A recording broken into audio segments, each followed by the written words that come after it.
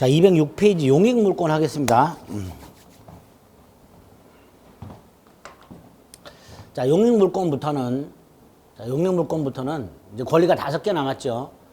지상권, 지역권, 전세권, 유치권, 저당권. 자, 지상권, 지역권, 전세권까지는 개념과 그 권리의 특징 정도까지만 볼 거고요. 유치권, 저당권은 조금만 더 보겠습니다. 의 특징하고 조금만 더. 입문 과정에서는 늘 말씀드리지만 이 세부적인 것들은 개념만 정확하게 파악하는 게 우선 돼야 됩니다. 점유권이라는 걸 봤고요. 소유권을 봤지요. 그 다음에 이 소유권을 제한하는 제한 물권을 5개를 보게 됩니다. 자, 이 소유권을 제한하는 물권들은 크게 2 종류가 있습니다. 하나가 소유권은 물건을 사용, 수익, 처분할 수 있는데요. 그 중에 요걸 제한하는 거, 요걸 용익물권이라 합니다. 즉, 용익물권은 타인 물건을 일정 기간 사용, 수익하는 권리예요. 따라서 어떤 물건에 용익물권이 존재하면 소유자는 사용, 수익을 못하기 때문에 소유권이 제한이 된다. 이렇게 말을 하게 되는 겁니다. 또 하나는 채권자가 채무자 소유 물건을 팔아가지고 경매를 넣어서 그 경매 대가에서 자신의 채권을 회수하는 이런 물권이 있습니다. 이걸 담보물권이라고 합니다. 남의 물건을 경매를 넣을 수 있으니까 결국 소유자의 처분권을 제한하게 됩니다. 담보물권이라고 있게 됩니다. 이렇게 제한물권이 크게 2 종류가 있다. 자, 그 중에 용익물권 3가지가 있는데요. 지상권, 지역권, 전세권. 그 중에 먼저 지상권을 보겠습니다. 지상권. 땅, 지자, 위, 상자를 씁니다. 자, 지상권은 타인 토지를 일정 기간 사용, 수익하는 권리를 말합니다. 타인 토지를, 남의 땅을. 그러니까 토지만을 객체로 합니다. 타인 토지. 그런데 목적이 딱 정해져 있어요. 남의 땅을 사용, 수익하는 목적. 그 목적이 뭐냐? 건물 소유, 공작물 소유, 수목 소유. 3가지. 건물이나 공작물이나 수목을 소유할 목적. 우리나라는 땅과 건물이 별개의 부동산이라고 그랬죠. 그래서 갑소유 땅에 갑이 아닌 을이 건물을 소유하는 게 가능합니다. 이때 을은 남의 땅의 건물을 소유하려면 당연히 땅에 대해서 뭔가 권리가 필요하겠죠. 그게 지상권이다 라고 생각하시면 돼요. 이렇게 건물, 공작물, 수목 따위를 소유하기 위하여 타인 토지를 사용, 수익하는 권리를 지상권이라 하는데 특징을 생각해 봅니다. 건물, 공작물, 수목 소유를 목적으로 하기 때문에 경작 목적으로는 안 된다는 거. 경작 목적 지상권 안 되죠. 분명히 건물, 공작물, 수목 소유 목적이라고 돼 있지 경작 목적은 빠져 있단 말이죠. 그러니까 무나 배추 따위를 경작할 목적의 지상권은 된다 안 된다? 안 된다 이렇게 생각하시는 거예요. 자, 2번째가 타인 토지라고 그랬죠. 이 타인 토지는 일필토지, 타인의 일필토지 전부일 수도 있고 일물일건지 예외 일부일 수도 있습니다. 일필토지 전부 또는 일부여도 무방합니다. 3번째, 을이 갑과 계약을 맺고 지상권을 취득한 상태에서 건물을 짓겠지요. 그러면 지상권을 취득할 당시에는 건물이 없지요. 그래도 지상권은 성립합니다. 자, 이때 건물 등을 지상물이라고 하는데요. 지상물이 없어도 지상권은 성립하죠. 따라서 지상물 현존, 지상물이 현재 존재하는 것은 지상권의 성립 요건이 아닙니다. 존속 요건도 아닙니다. 다시 한번, 을이 갑하고 계약을 맺고 지상권을 취득. 자, 건물이 없는데 지상권 취득하죠. 그리고 건물 지어요. 10년 지나서 건물을 때려부시고 새로 지어요. 때려부셨다. 건물이 사라졌죠. 그래도 지상권은 소멸하지 않습니다. 그래서 지상물이 있든 없든 지상권은 존속하고 성립합니다. 지상물이 건물 따위가 있든 없든 지상권은 성립하고 존속하니까 그 지상물이 있다는 사실, 현존한다는 사실은 지상권의 성립 요건도 아니고 존속 요건도 아니게 됩니다. 자, 네 번째. 을의 입장에서는 남의 땅을 사용하니까 당연히 땅 사용료, 토지 사용료의 지급이 문제가 됩니다. 이걸 이제 지료라고 하는데요. 이 토지 사용료 반드시 지급해야 될까? 자, 갑하고 계약을 맺을 때 갑이 무상으로 써라. 만약에 그랬다면 을은 땡큐죠. 무상으로 쓸 수도 있는 거예요. 즉, 지료 지급은 지상권의 요소가 아닙니다. 토지 사용료 지급은 지상권의 요소가 아닙니다. 지상권은 토지 소유자와의 약정에 따라서 유상으로 할 수도 있고 무상으로 할 수도 있습니다. 유상지상권도 있고 무상지상권도 있게 됩니다. 이런 것들이 지상권의 특징이 되는 거예요. 자, 다시 정리. 지상권이란 지상물, 건물, 공작물, 수목 따위를 소유할 목적으로 타인 토지를 일정 기간 사용 수익하는 권리. 그래서 특징, 경작 목적 지상권은 안 돼. 타인 토지는 일필토지 일부여도 무방해. 건물 따위가 없어도 지상권은 성립하고 존속해. 따라서 건물의 존재는 지상권의 성립 요건도 아니고 존속 요건도 아니야. 지료 지급은 지상권의 요소가 아니야. 따라서 지상권은 유상으로 할 수도 있고 무상으로 할 수도 있어. 요 정도가 지상권의 특징이 됩니다. 자, 세 번째. 지상권을 어떻게 취득하는가? 당연히 두 가지 방법이죠. 법률, 행위에 의한 취득. 법률, 규정에 의한 취득. 두 가지가 있을 수 있죠. 법률 행위에 의한 취득은 토지 소유자와 지상권을 취득하려는 자 사이에, 갑하고 을 사이에 지상권 설정 계약을 하고, 두 번째, 법률 행위에 의한 부동산 물권 취득이니까 등기하면 되죠. 지상권 등기. 그럼 지상권을 취득하게 될 거예요. 계약하고 지상권 등기. 자, 문제가 법률 규정에 의한 취득인데요. 일단 187조 상속 등을 통해서 취득할 수 있죠. 갑소유 땅에 지상권을 가지고 건물을 소유하던 을이 사망을 하게 되면 을의 상속인은 건물 소유권과 지상권을 상속받겠죠.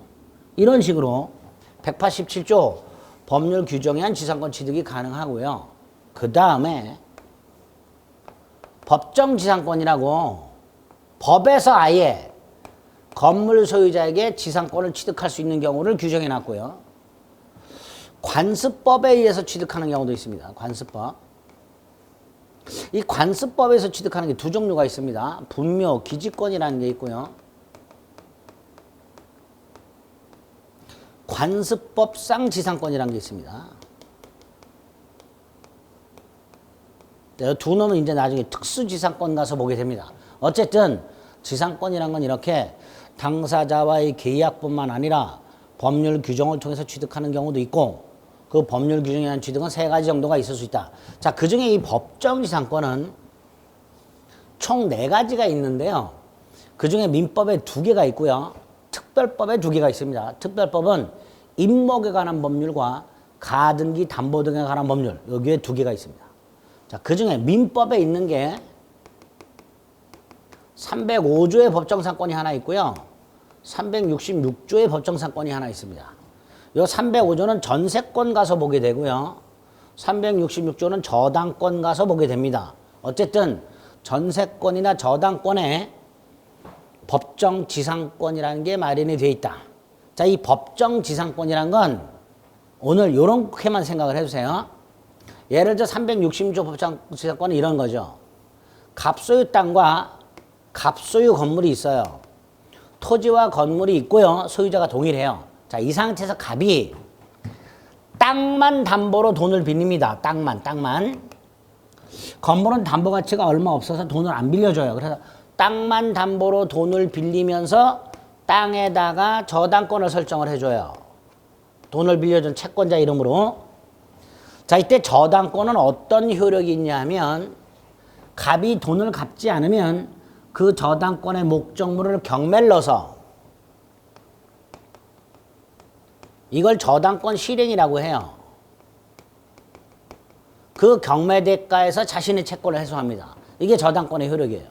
그러면 갑소유 땅, 갑소유 건물이 있는 상태에서 갑이 땅만 담보로 돈을 빌리면서 채권자에게 땅에 대해서 저당권을 설정을 해줬다. 그래서 채권자가 땅에 대해서 저당권을 가지고 있다. 그런데 갑이 돈을 갚질 않는다. 그럼 당연히 저당권자는 땅을 경매를 넣을 것이고요. 그 경매 대가에서 채권을 해소할 거예요. 자, 땅이 경매가 되면 예를 들어서 병이 경락을 받게 됐다. 그럼 이런 상황이 벌어지죠. 토지와 건물의 소유자가 동일했었는데 저당권을 실행함으로써 토지 소유자와 건물 소유자가 달라지게 됩니다. 토지 소유자와 건물 소유자가 달라지게 돼요. 이때 토지 소유자 병과 건물 소유자 갑 사이에 지상권 계약을 따로 하지 않는 한 갑은 땅에 대해서 아무런 권리가 없기 때문에 건물이 철거가 되는 문제가 생깁니다. 이때 민법은 이 건물 철거를 막기 위해서 이 갑이 지상권을 취득하도록 하고 있습니다. 갑이, 건물 소유자가. 이게 366조 법정상권이에요. 그래서 법정지상권이라는 놈들은 공통적으로 토지가 있고 건물이 있는 상태에서 그 소유자가 동일했는데 토지와 건물이 존재하고 소유자가 동일했는데 어떠한 이유에서 토지와 건물의 소유자가 달라지게 돼요. 그럴 때 건물 소유자가 지상권을 취득할 수 있도록 해놓은 것이 법정 지상권입니다. 이런 게 우리 민법에 두 개가 있고 그중에 366조 법정상권이라는 게 이런 거다. 간단히 개념을 좀 말씀을 드렸습니다. 자, 어쨌든 지상권은 이렇게 법률 행위, 즉 계약을 통한 취득과 법률 규정을 통한 취득 두 가지 형태가 있을 수 있다. 자, 네 번째. 여기까지만 볼 거예요. 자, 지상권 따위는 타인 부동산을 사용 수익하니까 당연히 천년만년 사용 수익할 수는 없을 것이고 언제부터 언제까지 사용 수익할 수 있는가? 그 계약 기간에 문제가 있죠. 이걸 존속기간이라고 합니다. 권리 존속기간 이렇게 되겠죠. 두 번째, 기간이 끝나게 되면 재계약에 문제가 생기게 되겠죠. 그걸 갱신이라고 합니다. 이렇게 타인 물건을 사용 수익하는 권리들은 공통적으로 존속기간 및 갱신의 문제가 생기게 됩니다. 그리고 이 존속기간 및 갱신에 관한 것을 우리 시험범위에 5군데 규정을 해놨어요. 5군데. 지상권, 전세권, 민법상 임대차, 주택임대차, 상가건물 임대차. 이 5군데에 존속기간과 갱신에 관한 규정들이 있습니다. 그런데 이 존속기간과 갱신에 관한 규정들이 똑같으면 괜찮은데 조금씩 달라요. 요건도 다르고 효과도 다릅니다. 따라서 이 5군데 나오는 존속기간 및 갱신, 지상권, 전세권, 민법상 임대차, 주택임대차, 상가건물 임대차 이 5군데 나오는 존속기간 및 갱신에 관한 것들을 한꺼번에 비교해서 외울 생각하지 마시고요. 그럼 더 헷갈리니까 나올 때마다 하나하나 숙지할 생각을 하셔야 됩니다. 하나하나. 어쨌든 5군데 나오게 됩니다. 자, 먼저 우리 민법에서 존속기간 및 갱신에 대해서 어떤 법체계를 가지고 있는가, 그 전체적인 뼈대를 먼저 생각합니다. 먼저 존속기간이라는 놈은 2종류의 규정이 있어요. 2종류. 하나는 최장 존속기간이라는 놈이고요. 또 하나는 최단 존속기간이라는 놈입니다. 2가지 유형이 있습니다. 존속기간에 관한 규정이. 법에서 존속기간을 야 니들이 기간을 정할 때 이렇게 정해라. 지상권 기간을 정할 때, 임대차 기간을 정할 때 이렇게 정해라 라고 규정을 하고 있는 게 있는데 그 규정이 2가지 형태가 있다. 최장 존속기간 규정과 최단 존속기간 규정. 최장은 기간을 이렇게 해놨어요. 니들이 기간을 정할 때 몇 년을 넘지 못한다 이렇게. 몇 년 넘지 마라 이렇게 해놨어요. 나중에 전세권을 가면요. 전세권의 기간은 10년 넘지 마라 이렇게 해놨어요. 만약에 10년을 넘으면 10년으로 단축해라 이렇게 해놨습니다. 이걸 최장 존속기간이라 합니다. 그래서 이 최장 존속기간은 기간을 제한을 해요. 제한. 법에서 몇 년을 넘지 말아라 이렇게. 이게 최장 존속기간이고요. 최단은 몇 년보다 단축하지 마라. 짧게 하지 마라. 이렇게 해놨어요. 30년보다 짧게 하지 마라. 니들이 기간을 정할 때 30년 이상으로 해라. 적어도 30년은 보장해줘라. 이게 최단기간입니다. 그래서 최단기간은 그 기간을 보장해주고자 할 때 규정을 두게 됩니다. 이렇게 존속기간은 두 종류가 있다. 최장과 최단. 최장과 최단. 두 가지가 있다. 자, 그러면 이렇게 머릿속에 틀을 잡고 지상권에는 어떻게 규정이 되어 있을까? 이거 이제 확인하시면 되는 거예요. 일단 지상권에는요, 최장기간에 대해서는 규정이 없어요. 최장에 대해서는 규정이 없고요. 몇 년 넘지 못한다 이런 거 없어요. 최단만 규정을 해놨는데 280조에서 남의 땅에서 소유하고자 하는 지상물, 저 지상물의 종류와 구조에 따라서 3단계로 나눴습니다. 남의 땅 위에 견고한 건물이나 수목을 소유할 목적이라면 30년 이상, 기간을 30년 이상으로 해라. 남의 땅에다가 견고한 건물이나 수목 따위를 소유할 목적이라면 기간은 30년 이상으로 정해라. 이렇게 해놨고요. 견고한 건물 이외의 건물, 즉 목조 건물 소유 목적이라면, 목조 건물을 소유할 목적이라면 15년 이상으로 해라. 이렇게 해놨습니다. 목조 건물, 견고한 건물 이외의 건물, 그럼 목조 건물 이렇게 생각하시면 돼요. 목조 건물은 15년 이상. 그 다음에 건물이 아닌 공작물 소유 목적이라면 5년 이상으로 해라. 이렇게 해놨습니다. 5년 이상. 예를 들어서 남의 땅 위에 통신 중계기를 설치하기로 계약을 맺었어요. 이 통신 중계기 같은 것들은, 분배기 같은 것들, 이런 것들은 공작물에 불과하죠. 이런 것들은 5년 이상으로 해놔라. 이렇게 해놨습니다. 어쨌든 지상권은 280조에서 지상물의 종류와 구조에 따라서 30년 이상, 15년 이상, 5년 이상으로 하도록 해놨고요. 만약에 이거보다 짧게 기간을 정했다면, 예를 들어서 수목 소유 목적인데 기간은 20년으로 정했다면 30년으로 연장을 시켜버립니다. 그게 280조 2항입니다. 280조 1항과 2항에서 존속기간을 이렇게 따로 규정을 해놨습니다. 두 번째, 만약에 당사자가 기간을 약정하지 않으면 어떻게 될까? 지상권 계약을 하면서 기간을 따로 정하지 않았다. 언제부터 언제까지로 따로 정하지 않았다. 여기에 대해서는 281조에서 두 단계로 나눠놨습니다. 첫째가 타인 소유 토지에서 소유하고자 하는 지상물의 종류와 구조, 견고한 건물인지 목조 건물인지 공작물인지 그 지상물의 종류와 구조를 정한 경우와 지상물의 종류와 구조조차 정하지 않은 경우, 이렇게 둘로 나눠요.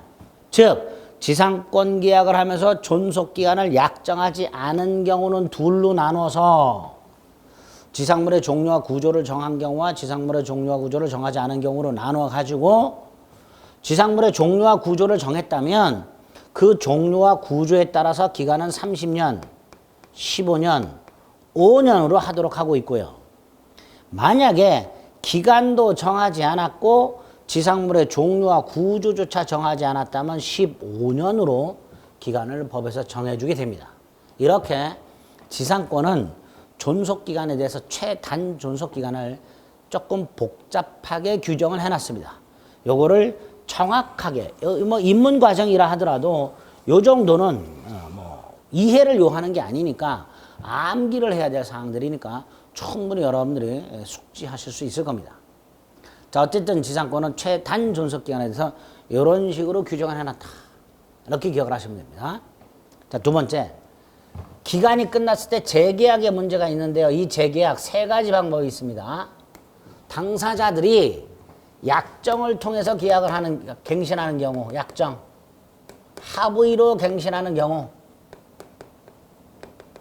자, 이 경우에는요, 당사자들이 합의를 통해서 갱신을 하기 때문에 규정이 있든 규정이 없든 당연히 인정이 됩니다. 어떤 계약이든 어떤 권리든 원칙적으로 당사자들이 합의를 통해서 재계약하는 것, 이건 막을 이유가 없어요. 그래서 합의갱신이나 약정갱신은 규정이 있든 없든 원칙적으로 허용됩니다. 자, 이건 어려움이 없어요. 그런데 법정갱신한 게 있어요. 묵시적갱신이라고도 합니다. 이 법정갱신, 묵시적갱신은 법에서 정한 요건을 갖추면, 법에서 정한 요건을 갖추면 갱신한 것으로 간주를 해버립니다. 당사자들이 합의로 갱신한 적이 없어도 일정한 요건을 갖추게 되면 갱신한 것으로 간주하는 것을 법정갱신, 묵시적갱신합니다. 세 번째가 갱신의 간접적 강제라는 게 있습니다.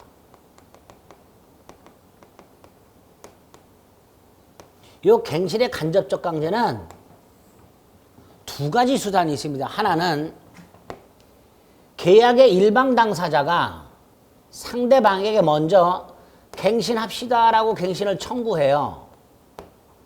갱신합시다라고 갱신을 청구합니다. 이때 청구받은 자가 오케이 하면 합의갱신으로 갑니다. 그런데 청구받은 자가 거절을 하는 경우, 상대방이 갱신합시다 라고 청구했음에도 불구하고 청구를 받은 자가 갱신을 원하지 않는 경우, 자, 이때 갱신을 청구한 자가 그래? 그러면 지상물을 사라 청구할 수 있고요. 이거는 거절을 불가합니다. 지상물 외청구는 거절을 못해요. 즉 무조건 사야 돼요. 우리 건물 사라 그럼 무조건 사야 돼요. 이게 갱신의 간접적 강제, 갱신의 심적 강제 이렇게 됩니다. 그래서 갱신의 간접적 강제는 두 가지 수단이 있다. 첫째, 갱신 청구. 근데 거절당하면 지상물 매수 청구. 근데 지상물 청구는 거절 불가. 그래서 갱신 청구를 받은 갑은 고민을 하겠죠. 고민. 거절했다간 이거 사기 싫어도 사야 되니까. 그래서 갱신의 간접적 강제, 갱신의 심리적 강제가 됩니다. 이렇게 갱신은 세 가지 방법을 통해서 갱신할 수 있도록 되어 있습니다. 자, 그러면 지상권은 어떻게 되어 있을까? 당연히 지상권은 약정갱신은 규정이 없어도 당연히 허용이 될 것이고요. 법정갱신 없습니다. 지상권에는 법정갱신은 없고요. 갱신의 간접적 강제 있습니다. 이게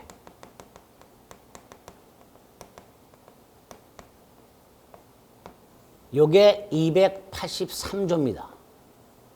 이 갱신의 간접적 강제는 아까 우리 존속기한 및 갱신이 5덩어리에서 나오는데 그 5덩어리 중에서 2군데에 있습니다. 2군데.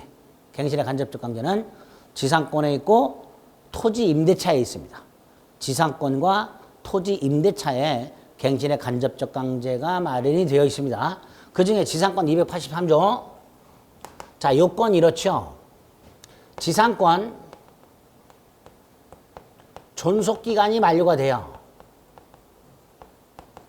존속기간이 만료가 돼서 지상권이 소멸합니다. 원래 조문에는요, 지상권이 소멸한 경우라고 되어 있어요. 지상권이 소멸한 경우. 그런데 우리 대법원은 이거를 조금 좁게 해석을 합니다. 지상권이 소멸하는데 지상권자가 지상권을 포기한다든가 지난주에 봤던 소유권과의 혼동으로 소멸한다든가 등등 이런 거 빼고 존속기간 만료로 소멸한 경우에만 이렇게 해석을 해요. 어쨌든 지상권이 이렇게 존속기간 만료로 소멸을 해요. 그런데 그 땅 위에 지상권자 소유의 지상물이 현존합니다. 건물이라든가 수목 따위가 남아있어. 그러면 지상권자가 갱신하고 싶겠죠. 그래서 지상권자가 토지 소유자인 지상권 설정자. 자, 토지 소유자 이퀄 지상권 설정자. 지상권 설정자에게 갱신을 청구합니다. 지상권자가. 이때 설정자가 갱신을 원하지 않아. 거절을 해. 그러면 다섯 번째. 지상권자가 그래. 그러면 건물을 사라. 수목을 사라.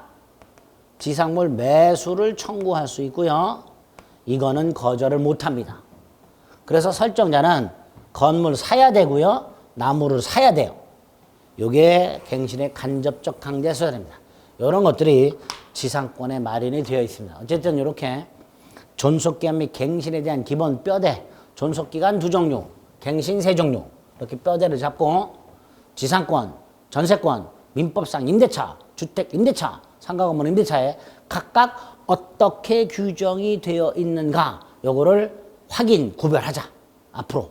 그래서 오늘 지상권에 관련된 존속기간과 갱신이 어떻게 규정이 되어 있는가까지 말씀을 드렸습니다. 이 외에 지상권의 효력, 지상권의 소멸, 특수지상권 이런 것들을 추가적으로 보게 되는데요. 요거는 입문 과정에서 안 봅니다. 오늘 일단 기본적으로 지상권의 뜻과 특징과 취득과 존속기간 및 갱신 여기까지 살펴봤습니다. 자, 206페이지에 용익물권이라고 서설이 있습니다. 세 가지가 있죠. 두 번째 줄 지상권, 지역권, 전세권. 자, 그중에 먼저 지상권. 뜻 279조. 지상권자는 타인 토지에 건물, 공작물, 수목을 소유하기 위해 그 토지를 사용하는 권리. 이게 지상권이죠. 양가를 보내 동그라미 1번. 지상권을 설정하는 이유는 남의 땅에다가 건물 따위를 소유하기 위한 목적이다. 즉 지상권은 일정한 목적을 위해 타인 토지를 사용하는 권리다. 일필토지 일부라도 무방하다. 동그라미 현재 땅 위에 지상물이 없어도 지상권은 성립하고 그 지상물이 멸실되더라도 지상권은 소멸하지 않는다. 이런 것들을 일단 기억해 두시면 되겠어요. 그 다음에 오른쪽 맨 위에 양가로 2번. 지료를 요소로 하지 않는다. 즉 지료는 지상권의 요소가 아니다. 이 나중에 보게 되는 전세권 같은 것들은 반드시 차임을 지급하도록 하고 있고요. 반드시 전세금을 지급하도록 하고 있고요. 임대차 같은 것도 반드시 차임을 지급하도록 하고 있습니다. 그래서 전세권에서는 전세금은 전세권의 요소가 되고요. 임대차에서도 차임 지급은 임대차의 요소가 됩니다. 하지만 지상권은 지료지급을 반드시 하도록 되어 있지는 않기 때문에 지료지급이 지상권의 요소는 아니다. 이렇게 얘기하게 되는 거예요. 양가로 2번이죠. 일단 그 정도 확인하시면 되겠고요. 그 다음에 우리 교재에 존속기간이 나와 있죠. 자, 양가로 1번. 계약을 하면서 존속기간을 정한 경우, 자, 정할 때는 280조. 다음에 연한보다 단축하지 못한다. 1호, 2호, 3호. 1호에 보면 석조, 석회조, 연화조라고 되는데 필요 없습니다. 그냥 견관, 건물, 수목소유 목적 30년 이상. 2호, 전호, 1호 이외의 건물, 즉 견관 건물 이외의 건물, 목적 건물 소유 목적 15년. 3호, 건물 이외의 공작물 소유 목적 5년 이상으로 하라. 2항, 그 기간보다 짧게 정했다면 그 기간만큼 연장한다. 이렇게 해놨습니다. 그거 확인하자. 최단. 밑에 동그라미 2번 최장은 없다. 몇 년 넘지 못한다라는 규정은 없다. 그래서 뭐 50년으로 할 수도 있고 100년으로 할 수도 있고 천년으로 할 수 있다. 하다 보면 영구무한의 지상권도 가능하다. 뭐 이렇게까지 얘기합니다. 판례가. 동그라미 2번에 있죠. 자, 다음 페이지 양가로 2번. 설정행위로 존속기한을 정하지 않았을 때 281조. 자, 존속기한을 정하지 않았을 때는 두 종류로 간다 그랬죠. 지간은 정하지 않았는데 타인 토지에서 소유하고자 하는 지상물의 종류와 구조는 정한 경우 하고 기간도 정하지 않고 지상물의 종류와 구조도 정하지 않은 경우 이렇게 둘로 나뉘게 된다 그랬습니다. 281조 1항 계약으로 지상권 존속기한을 정하지 아니한 때 그 기간은 전조라고 되어 있으니까 280조죠. 최단 기간으로 한다라고 되어 있죠. 즉 지상물의 종류와 구조에 따라서 30년, 15년, 5년으로 한다 이런 뜻이고요. 2항 지상권 설정 당시 종류와 구조조차 정하지 않았을 때는 전조 2호 280조 1항 2호가 뭐예요? 네. 목조 건물이죠. 그러니까 15년으로 한다. 이렇게 되겠죠. 3번 계약의 갱신. 자, 일단 계약의 갱신은 법정 갱신은 없고 지상권에는 약정 갱신과 갱신의 간접적 강제 두 가지가 있다고 그랬죠. 자, 먼저 약정 갱신이 209페이지 맨 위에 284조. 당사자가 계약을 갱신하는 경우에는 당사자가 갱신하니까 약정 갱신이겠죠. 합의 갱신. 역시 최단 기간보다 단축하지 못한다. 즉 약정으로 갱신할 때도 최단 기간을 지켜라.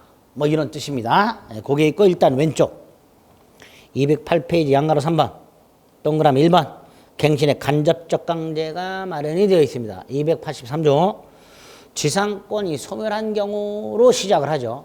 자, 여기서 우리 대법원은 존속기간 만료로 소멸한 경우 이렇게 해석을 한다고 그랬어요. 이렇게 지상권이 존속기간 만료로 소멸했어요. 그런데 건물 기타 공작물이나 수목이 현존합니다. 즉 지상물이 현존할 때 일단 지상권자는 뭐부터 청구? 갱신 청구할 수 있다. 근데 이항 지상권 설정자가 즉 토지 소유자가 갱신을 원하지 않아. 그래서 거절을 했어. 그러면 지상권자는 상당한 가액으로 전항의 지상물의 매수를 청구할 수 있고 이 지상물의 채권은 거절을 못합니다. 그래서 밑으로 쭉 내려가면 니은 매수 청구권이 따로 있죠. 지상권자가 갱신을 청구했을 때는 설정자는 거절할 수 있습니다. 그런데 이렇게 설정자가 갱신을 거절했을 때 지상권자가 지상물 매수를 청구한 경우에는 설정자는 거절할 수 없다. 이렇게 되는 거예요. 그래서 지상권자가 갱신을 청구했을 때 설정자는 거절을 하거나 합의를 해주거나 또는 거절하고 지상물을 사거나 둘 중에 하나가 선택할 수 있게 되는 겁니다. 그죠? 둘 중에 하나입니다. 어쨌든 이렇게 지상권에는 갱신의 간접적 강제 수단이라는 게 따로 마련이 되어 있다는 거. 요거를 나중에 토지 임대차에 갖다 씁니다. 643조 임대차 가서 볼 거예요. 토지 임대차에 추가적으로 요거를 갖다 쓰게 됩니다. 그래서 갱신의 간접적 강제는 두 군데에 마련이 되어 있다. 두 군데. 지상권하고 토지 임대차. 자, 일단 지상권 오늘 여기까지 봅니다. 자, 209페이지 3번 지상권의 처분이라든가 다음 페이지 지상권 소멸 이런 것들은 이제 1월달 기본 과정 가서 살펴보도록 하겠습니다. 개념만 오늘 잡자. 지상권. 자, 두 번째 용인권이 지역권입니다. 자, 이 지역권은 뜻하고 특징만 생각해 봅니다. 존속기한 및 갱신 규정이 없습니다. 취득 법률 행위로 취득하거나 법률 규정으로 취득합니다. 존속기한 및 갱신은 아예 규정 자체가 없습니다. 그래서 지역권은 뜻과 특징만 생각해 봅니다. 어떤 권리인가 정도만 오늘 생각해 보는 거예요. 자, 갑소유 땅이 있습니다. 인접해서 을소유 땅이 있고요. 공로가 있습니다. 그리고 갑소유 땅으로부터 공로로 취입할 수 있는 통로가 있습니다. 이렇게. 그런데 갑이 이 통로로 공로에 출입하기 위해서는 1시간이 걸려요. 통로가 잘 만들어져 있긴 합니다. 폭도 넓고요. 포장도 돼 있고요. 자동차도 통행이 가능하고요. 밤이 되면 가로등도 들어오고요. 공로 출입하는데 아무런 문제가 없어요. 그런데 1시간이 걸려요. 그런데 을소의 땅을 통행하면 1분이면 갑니다. 당연히 갑은 을소의 땅을 통행하고 싶을 텐데요. 이때 지난 시간에 봤던 상린관계의 주의토지 통행권이 인정되는가? 안 됩니다. 이렇게 갑이 을소의 땅을 통행하는 게 기존 통로를 통행하는 것보다 더 편리하다. 더 편리하다는 이유만으로 통행권을 인정해 주지 않습니다. 따라서 갑이 을소의 땅을 통행하고자 한다면 을하고 계약을 맺고 통로를 확보하게 되는 요구밖에 없어요. 자, 이렇게 갑에게는 주의토지 통행권이 인정되지 않기 때문에 갑이 을소의 땅을 통행하고자 한다면 갑은 을과 계약을 맺고 통로를 확보하게 될 겁니다. 물론 이제 뭐 통행료 따위를 을에게 줄 수도 있고 안 줄 수도 있겠죠. 어쨌든 이렇게 갑이 을과 계약을 맺고 을 소유 땅의 통로를 확보했을 때 이 통로 갑만 통행하는 게 아니라 갑의 부인, 갑의 자녀와 같은 가족들, 갑의 친척, 갑의 친구, 택배, 음식 배달 다 통행할 수 있게 될 거예요. 이 통로는. 갑이 확보한 통로를 갑만 통행하는 게 아니라 갑 소유 갑 소유 땅을 통행하고자 하는 사람은 기존 통로가 아닌 갑이 확보한 통로를 통행할 수 있게 될 거예요. 결국 이 통로는 갑 소유의 토지를 편리하게 통행할 수 있게 해주게 됩니다. 갑 소유 토지를. 저 을 소유 땅에 있는 저 통로는 갑 소유 토지를 누구든지 편리하게 통행할 수 있도록 해줍니다. 요 편리함, 요거를 역이라고 해요. 역. 이걸 편익이라고도 합니다. 결국 갑이 을과 계약을 맺고 을 소유 땅의 통로를 확보하게 되면 그 통로는 갑 소유 땅을 위한 통로가 됩니다. 다시 한번. 을 소유 땅의 갑이 확보한 이 통로는 갑이라는 사람만을 위한 편익이 아니라 갑 소유 땅을 위한 편익이 되는 거예요. 즉, 갑 소유 땅을 편리하게 통행이 가능한 통로의 기능을 하게 됩니다. 이렇게 어떤 토지가 사람이 아니라 토지가 타인 토지로부터 편익을 제공받고 있을 때 어떤 토지가 타인 토지로부터 편익을 제공받고 있을 때 요거를 지역권이라고 하게 됩니다. 지역권. 사람이 아니라 지역권이라는 권리는 사람이 취득을 해요. 권리는 사람이 취득하지만 이 지역권이라는 권리는 그 사람을 위한 권리가 아니라 그 사람의 땅을 위한 권리가 됩니다. 이렇게 지역권이란 토지가 토지로부터 편익을 받는 권리, 이런 걸 지역권이라 한다. 요때의 편익을 역이라고 한다. 자, 특징. 지역권이 이렇게 토지와의 관계죠. 자, 이때 편익을 제공받는 땅을 요역지, 편익을 제공하는 땅을 승역지 라고 하게 되고요. 요역지 소유자 등이 승역지에 대해서 지역권을 갖게 되겠죠. 지금 이런 것들이 이제 통행지역권이라고 부르는 거예요. 따라서 지역권은 승역지에 대한 제한이 되는 거예요. 승역지에 대한 제한이 됩니다. 어쨌든 편익을 요구하는 땅 요역지, 편익을 주는 땅 승역지가 됩니다. 이때 요역지는요, 1필의 토지, 그림으로 보시겠지만 전부가 되겠죠. 요역지는. 반면에 승역지는요. 1필의 토지, 전부일 수도 있고요. 또는 일부일 수도 있죠. 그죠? 이런 경우에는 일부가 되겠죠. 어쨌든 이렇게 요역지는 1필 토지 전부여야 됩니다. 일부 안 됩니다. 그림으로 이해하시면 돼요. 반면에 승역지는 1필 토지 전부여도 되고 일부여도 됩니다. 뭐 이런 특징이 있겠죠. 또 하나, 만약에 여기에 병소유 땅이 하나 더 있어. 그럼 갑은 병하고도 계약을 맺고 통로를 확보해야 되죠. 그러면 갑소유 요역지하고 병소유 승역지는 인접해 있지 않지요. 이래도 됩니다. 요역지와 승역지는 반드시 인접할 필요가 없다. 이렇게 됩니다. 상린관계는 인접한 부동산끼리 관계라 그랬죠. 그런데 지역권은 요역지와 승역지가 반드시 인접할 필요는 없게 됩니다. 뭐 이런 것들을 지역권이라 한다. 이런 게 지역권의 특징이다. 이런 식으로 생각을 해주시면 됩니다. 지역권 오늘 이렇게 개념만 잡습니다. 211페이지의 291조 지역권자는 일정한 목적을 위하여 타인 토지를 자기 토지 편익에 이용하는 권리가 있다. 설명을 해놨습니다.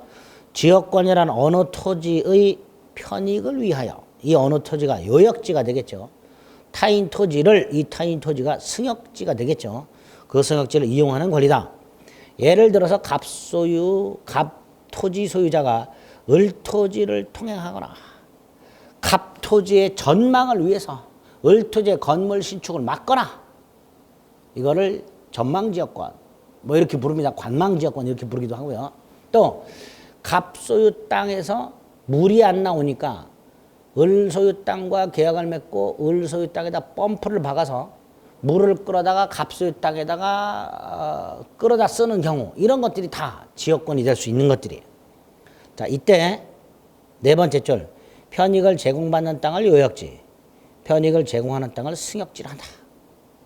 그리고 좀 전에 말씀드린 대로 요역지는 1필 토지 전부일 것, 승역지는 1필 토지 전부 또는 일부일 것. 요역지와 승역지는 반드시 인접할 필요가 없을 것. 지역권은 승역지에 가해진 제한물권. 이런 식으로 특징을 확인하시고, 그 다음에 그2의 성질이라고 해서 양가로 1번만 이해합니다. 자, 갑이 을과 계약을 맺고 통로를 확보함으로써 통행 지역권을 가지고 통행을 할 때, 이때 을도 이 통로를 통행할 수 있는가? 있어요. 있어. 그러니까 이 승역지의 이 통로 부분은 갑이나 을이 독점적으로 사용하는 게 아니에요. 공동으로 사용해요. 그래서 지역권이 설정되었을 때 승역지는 지역권자와 설정자가 함께 사용하는 성격이 있어요. 공용적 성격. 지역권자나 설정자가 독점적으로 배타적으로 사용하는 게 아니라 둘 다 함께 사용하는 성격이 있습니다. 공용적 성격. 이런 것들이 지역권의 특징이다. 이렇게 생각해 주시면 되겠습니다. 2번에 양가로 1번. 그 정도. 나머지 다음 페이지 210페이지 3번 존속기간 따위에는 아무런 규정이 없습니다. 존속기간에 규정이 없으니 갱신도 없을 것이고요. 지역권의 취득은 둘 중에 하나, 법률행위, 법률 규정 이렇게 되겠죠. 그 지역권의 취득에 보면요. 212페이지 네모 2번에 양가로 1번, 동그라미 2번. 요역지는 1필 토지여야 한다. 1필 토지 일부를 위해서는 지역권을 설정할 수가 없다. 반면에 승역지는 1필 토지 전부도 되고 일부도 된다.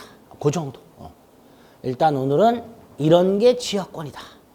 이 정도만 생각을 해주시면 되겠습니다.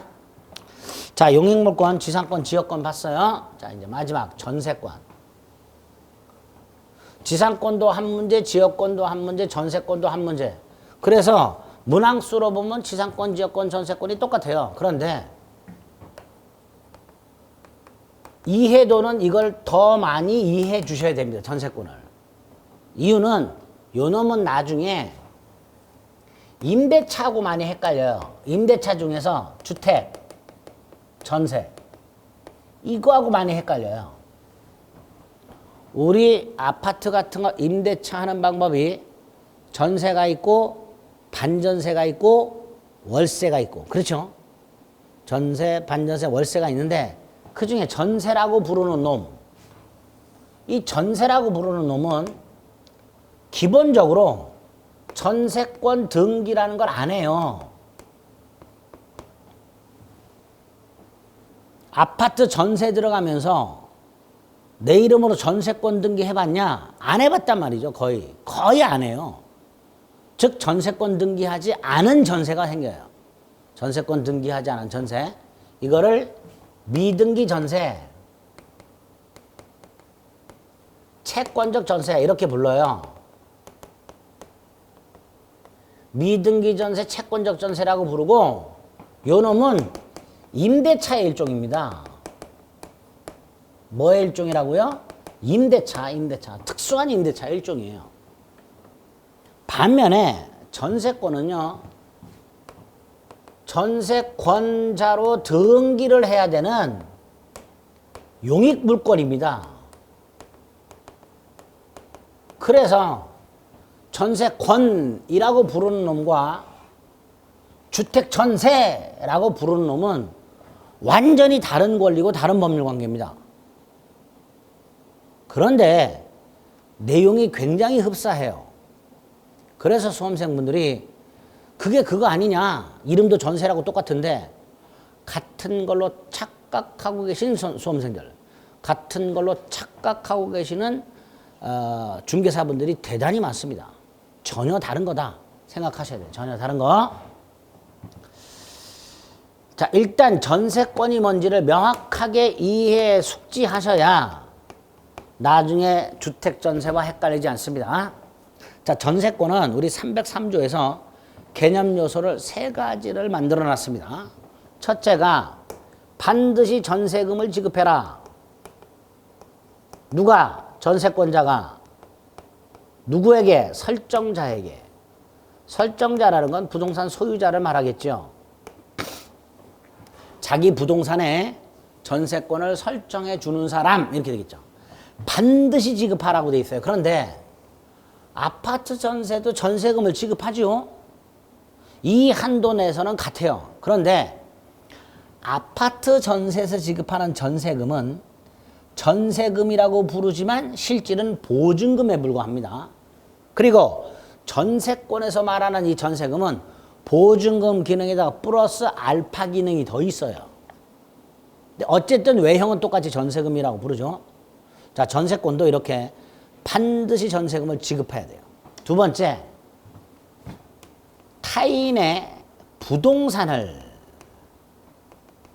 부동산이니까 토지 또는 건물이 되겠죠. 요거를 용도에 따라 사용 수익합니다.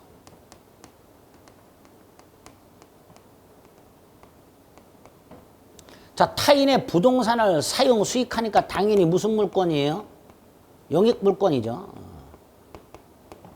지상권과 지역권은 타인 토지만을 객체로 하지만요, 전세권은 타인 토지뿐만 아니라 건물도 객체로 합니다. 자, 여기서 건물이 주거용 건물인 경우 주택, 용도가 주거용이죠. 그러니까 주거용 건물을 주거용으로 사용수익한다면 그 한도 내에서 주택전세하고 또 똑같아지는 거예요. 그 한도 내에서. 어쨌든 전세권도 이렇게 타인 부동산을 용도에 따라 사용수익을 해야 됩니다. 만약에 타인의 임야의 전세권을 갖고 있다면 나무를 심어야 됩니다. 주거용 건물이라면 주거용으로 사용수익해야 됩니다. 이렇게 타인의 부동산을 용도에 따라 사용수익합니다. 세 번째, 나중에 전세권이 끝났는데 설정자가 전세금을 반환해야 되고, 만약에 반환하지 않으면 전세권자는 요 부동산을 임의 경매를 넣어서 그 경매 대가로부터 자신의 전세금을 우선 변제 받을 수 있습니다. 자, 제가 지난 시간에 채무자 물건을 경매를 넣어서 그 경매 대가에서 채권을 회수하는 권리, 담보물권이라고 그랬죠. 그러니까 전세권은 담보물권의 성격도 있는 거예요. 이렇게 전세권은 용익물권의 성격을 주로 하고 담보물권의 성격까지 가지고 있는 전 세계에 유일하게 대한민국에만 있는 권리입니다. 자, 여기서 주택전세와 다른 점, 요거죠. 임의경매. 전세권 등기하지 않은 주택전세의 경우에는 집주인이 전세금을 돌려주지 않으면 임의경매가 불가능합니다. 경매는 강제경매와 임의경매가 있는데요. 임의경매를 담보권 실행경매라고 합니다.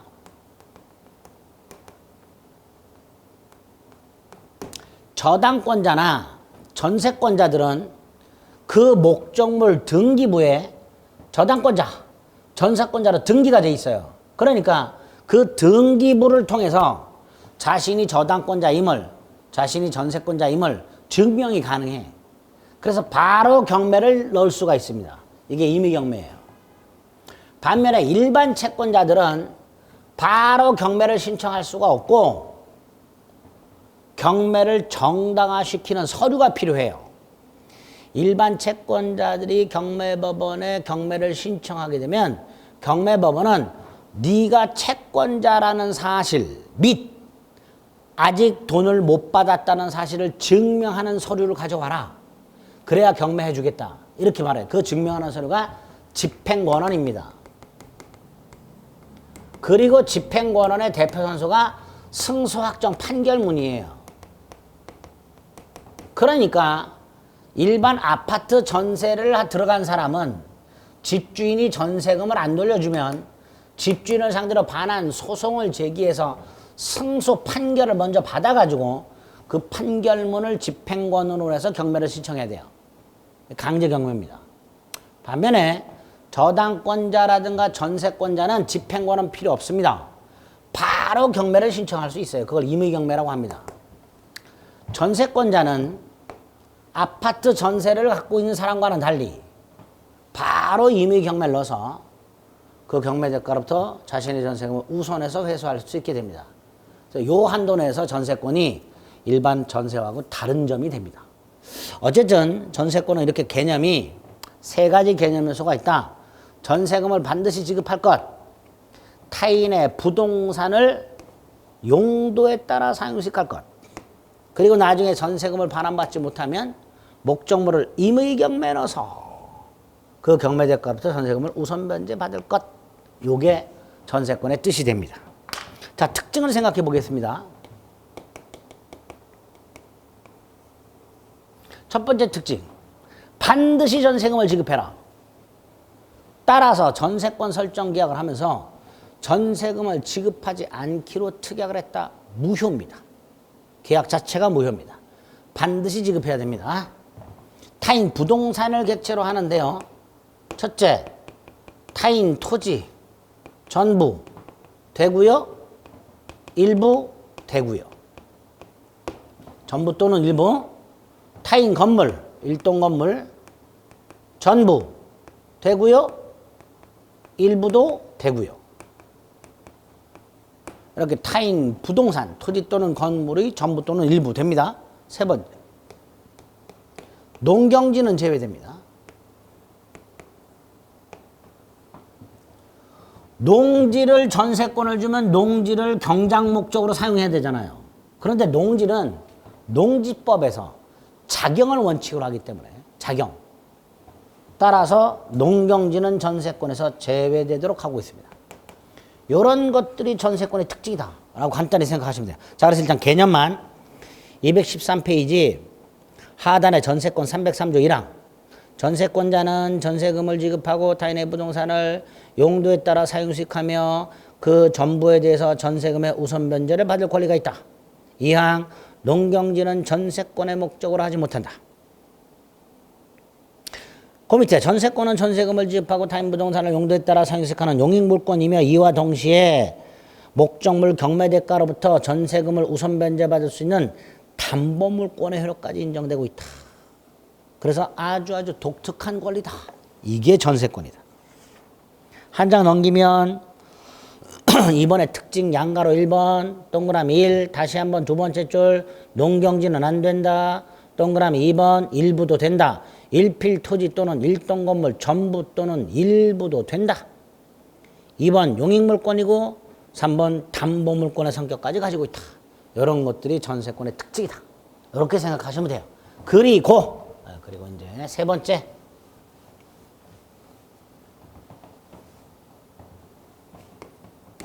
존속기간 및 갱신이 나오는데요. 여기에 조문이 312조와 313조가 있습니다. 이것도 무슨 이해의 문제가 아니에요. 암기의 문제예요. 그래서 아예 입문 과정이지만 쉽기 때문에 암기를 하실 생각하셔야 돼요. 나올 때마다 암기하자 그랬어요. 자, 존속기간 및 갱신은 조금 조문이 많기 때문에 시간을 좀 달리해서 보도록 하겠습니다. 그래서 일단 214페이지 존속기간 요 전까지 설명을 드렸고요. 다음 시간에 이거 따로 설명을 드리도록 하겠습니다.